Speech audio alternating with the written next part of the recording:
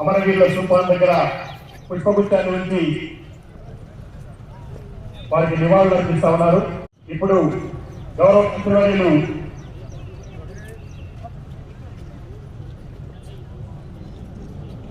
రాష్ట్రీయ సైనికుని స్వీకరిస్తారు.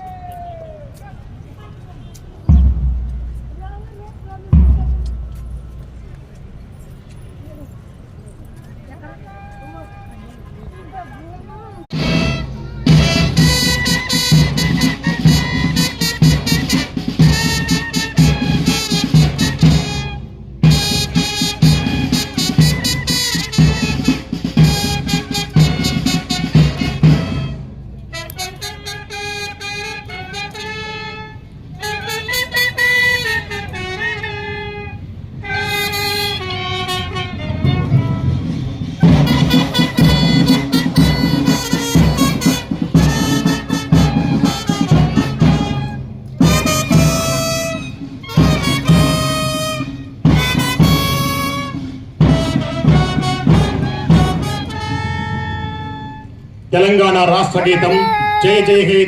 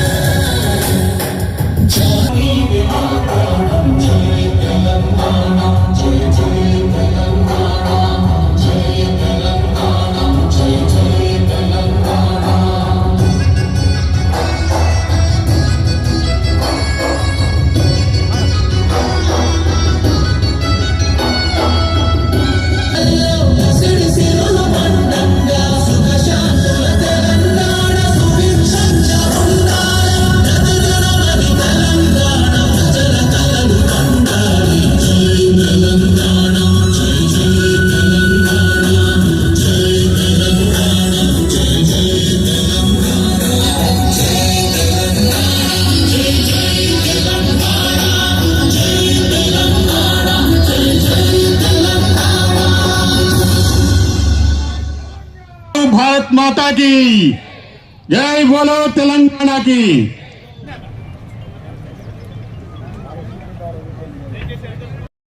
చీరలు పంపిణీ చేయడం జరిగింది.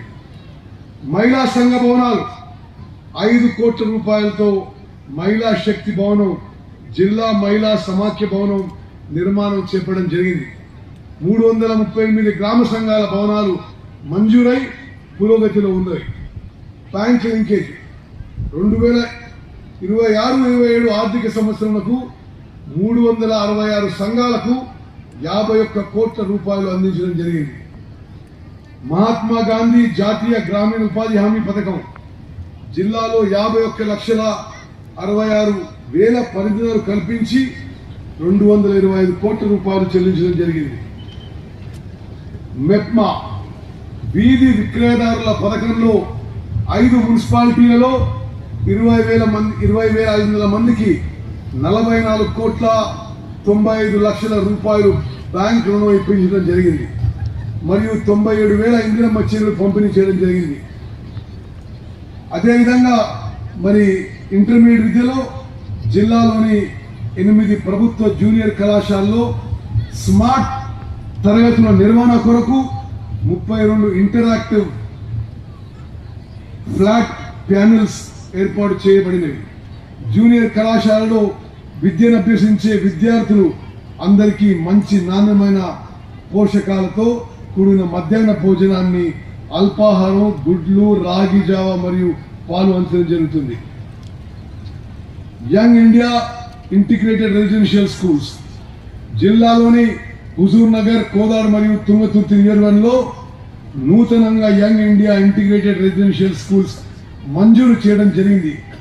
వీటికి మొత్తం 600 కోట్ల రూపాయలు మంజూరు కాబడి పనులు పురోగతిలో ఉన్నాయి. జవహర్ నవోదయ విద్యాలయ జిల్లాలోని కోదాడ పట్టణంలో 19 ఎకరాల విస్తీర్ణంలో 53 కోట్లతో మంజూరు జవహర్ నవోదయ విద్యాలయ మంజూరు చేయడం జరిగింది.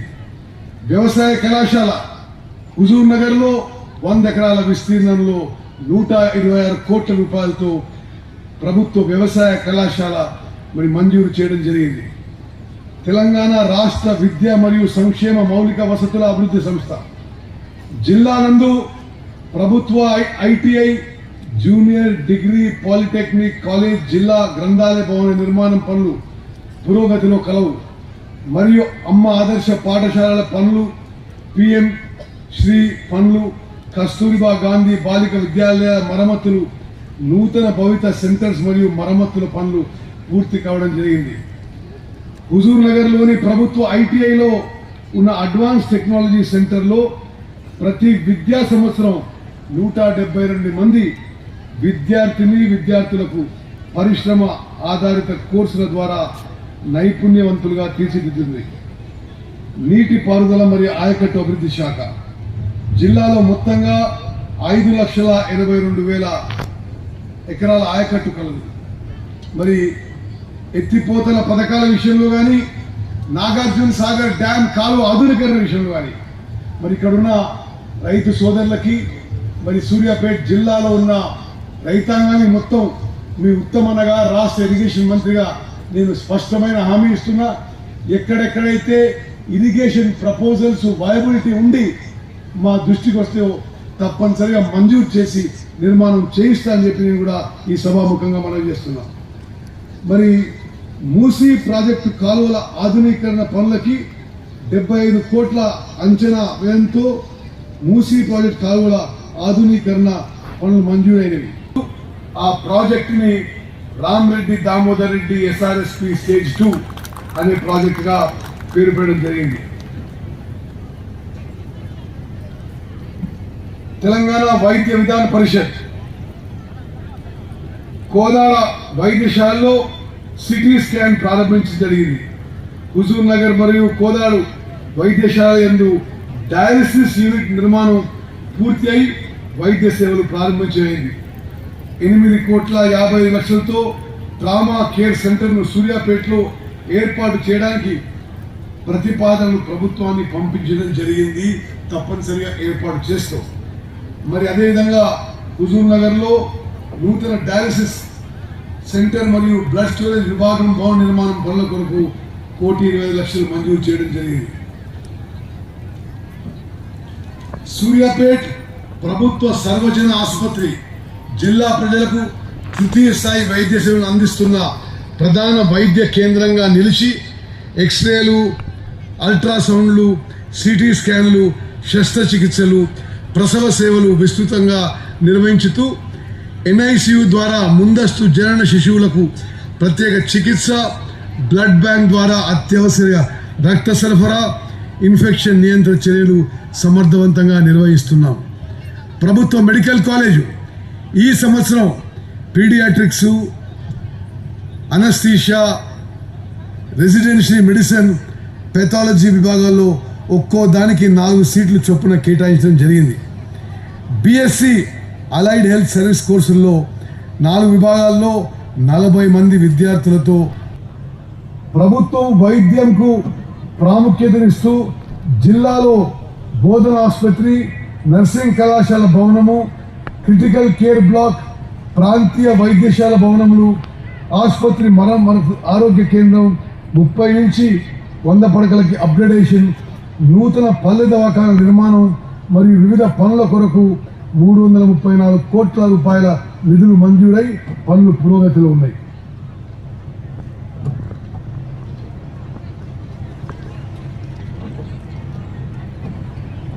స్నేహపూర్వక పోలీసు విధానం అవలంబిస్తూ నిత్యం ప్రజలకు అందుబాటులో ఉండి వేగవంతమైన పోలీసు సేవలు అందించడం జరుగుతుంది. ఇంటి వద్ద నుండి కేసులు నమోదు కార్యక్రమాన్ని జిల్లా పోలీస్ శాఖ అత్యంత ప్రణాళికబద్ధంగా నిర్వహిస్తుంది. ఇప్పటి వరకు 705 ప్రజల ఇంటి వద్ద నుండి కేసులు నమోదు చేయడం జరిగింది. ఇందిరమ్మ కుటుంబ జీవిత బీమా పథకం కుటుంబానికి పెద్ద దిక్కుగా ఉన్న వ్యక్తి అనుకోకుండా మరణిస్తే ఆ కుటుంబం రోడ్డున పడకుండా వారికి ఆర్థిక భరోసా కల్పించడమే ధ్యేయంగా ఈ పథకాన్ని త్వరలో అమలు చేయడం జరుగుతుంది. తెలంగాణ ప్రభుత్వం అమలు చేస్తున్న వివిధ సంక్షేమ పథకాలకు మహాలక్ష్మి, గృహజ్యోతి, రైతు భరోసా, ఇందిరమ్మ ఇండ్లు మరియు చేయూత పథకాల అమలు కొరకు కృషి చేస్తూ సూర్యాపేట జిల్లా సర్వతోముఖాభివృద్ధికి సహకరిస్తున్న గౌరవ రాష్ట్ర ముఖ్యమంత్రి శ్రీ ఏ రేవంత్ రెడ్డి గారికి, గౌరవ పార్లమెంట్ సభ్యులకి, గౌరవ శాసన మండలి సభ్యులకి, శాసన సభ్యులకు, స్థానిక ప్రజాప్రతినిధులకు, జిల్లా ప్రజలకు సత్వర న్యాయం అందించేందుకు కృషి చేస్తున్న ప్రధాన న్యాయమూర్తి గారికి, జిల్లా ప్రజలకు, పాత్రికేయులకు మరియు జిల్లా అధికార యంత్రాంగానికి మరొకసారి శుభాభినందనలు తెలియజేస్తున్నాను. మిత్రులారా, మరి చివరిగా సూర్యాపేట జిల్లాకి ఒక గొప్ప చరిత్ర ఉంది. మరి సూర్యాపేట జిల్లా మంత్రిగా ఈరోజు ఉండడం ఇది నా అదృష్టంగా భావిస్తున్నాను. నా శాఖలకే పరిమితం కాకుండా, ఇరిగేషన్, సివిల్ సప్లైజే కాకుండా సూర్యాపేట జిల్లాలో ఉన్న 4 నియోజకవర్గాలు తుంగతుర్తి, సూర్యాపేట, కోదాడ, హుజూర్నగర్, ఎక్కడ ఏ ప్రజలకి ఆపద వచ్చినా మీ ఉత్తమన మీ ఎంబడి ఉంటారని చెప్పి నేను సభాముఖంగా ఈ తెలంగాణ ఫార్మేషన్ డే మీకు మాటిస్తున్నా. అదేవిధంగా అభివృద్ధి విషయాల్లో, సంక్షేమ విషయాల్లో మరి మేము రాజకీయాలకి అతీతంగా ముందుకు పోతున్నాం. సూర్యాపేట జిల్లా సర్వతోముఖాభివృద్ధికి మరి అన్ని విధాలుగా కృషి చేస్తున్నాం. మరి మీ అందరి జీవితాల్లో వెలుగులు ఉండాలని, మీరందరూ సుఖంగా, సంతోషంగా, ఐశ్వర్యంగా, మరి ప్రశాంతంగా ఉండాలని భగవంతుడు